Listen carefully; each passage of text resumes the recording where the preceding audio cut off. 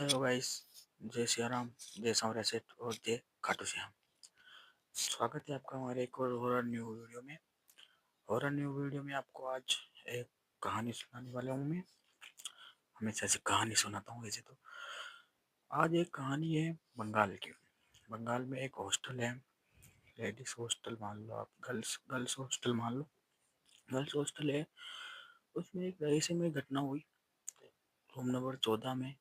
कि वहाँ पर क्या हुआ कि एक लड़की है जिसने आत्महत्या कर ली।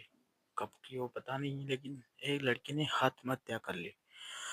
उसी के कुछ सालों बाद जब नया बेंच आया, आत्महत्या करने के बाद जब नया बेंच आया, मतलब उसको आत्महत्या करने के बाद उसको बंद कर दिया। ऐसी ऐसी घटनाएं होने लगी कि उसको बंद कर दिया आत्महत्या करने के बाद। उस रूम को, रूम नंबर 14 को, उसमें जो उस तरफ कोई जाने नहीं लगा, क्योंकि उसमें जब रात को 1-2 बजते थे तो अजीब अजीब सी घटनाएं होती थी। तो उस रूम को बंद कर दिया, उस रूम को मंत्रोच्चारण से नमो ही बंद कर दिया।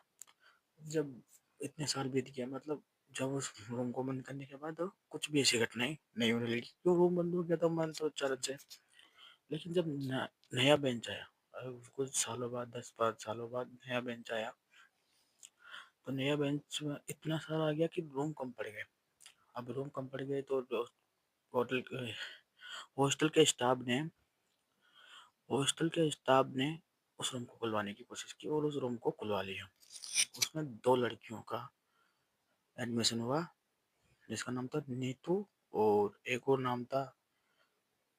अब दोनों लड़कियों को समझ लो, नीतू और रिया। चलो, उसमें 2 नाम थे, 2 लड़कियां थी, नीतू और रिया।